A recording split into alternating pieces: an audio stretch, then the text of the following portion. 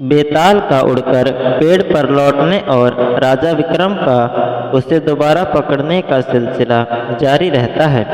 इस बार राजा विक्रमादित्य बेताल को फिर से पेड़ से उतारकर ले जाते हैं। रास्ते में बेताल राजा से कहता है, मार्ग बहुत बड़ा है, चलो मैं तुम्हें एक और कहानी सुनाता हूँ, इसे तुम ध्यान से सुनना। बेताल बताता है, एक समय की बात है, गौड़ नाम के देश में गुणशेखर राजा का राज हुआ करता था। राजा इतना बलवान था कि उसकी चर्चा दूर दूर के राज्यों तक फैली हुई थी। उस राजा की 3 सुंदर बेटियां थीं।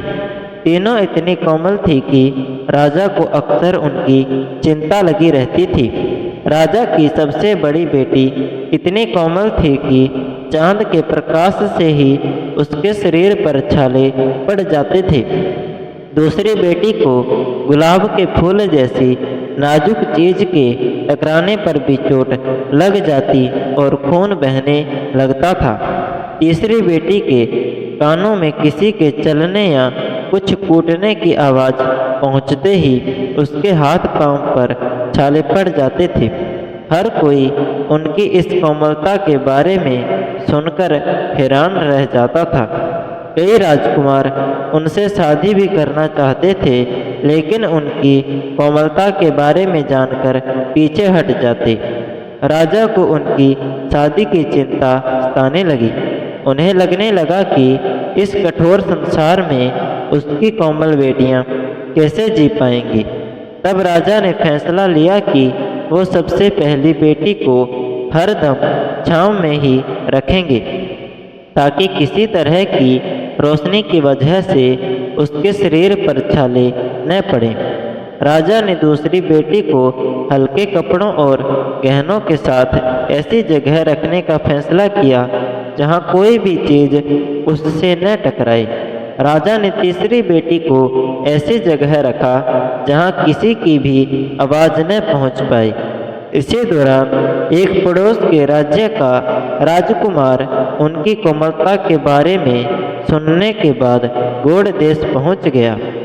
उसने सबसे पहली राजकुमारी के चेहरे को गुलाब के फूल का स्पर्श कराया, जिससे राजकुमारी के चेहरे पर घाव के निशान बन गए।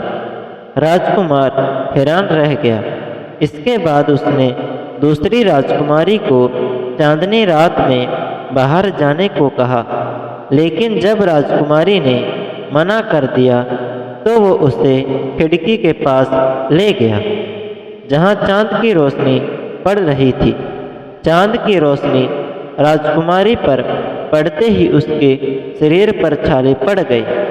अगले दिन राजकुमार ने सभी लोगों से मसाला कूटने के लिए कहा, जिसकी आवाज़ सुनकर सबसे छोटी राजकुमारी बेहोश हो गई।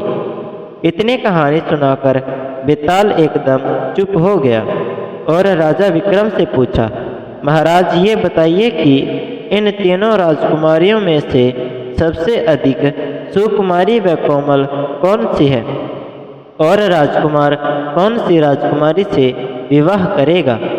सवाल सुनने के बाद भी राजा विक्रमादित्य ने कोई जवाब नहीं दिया।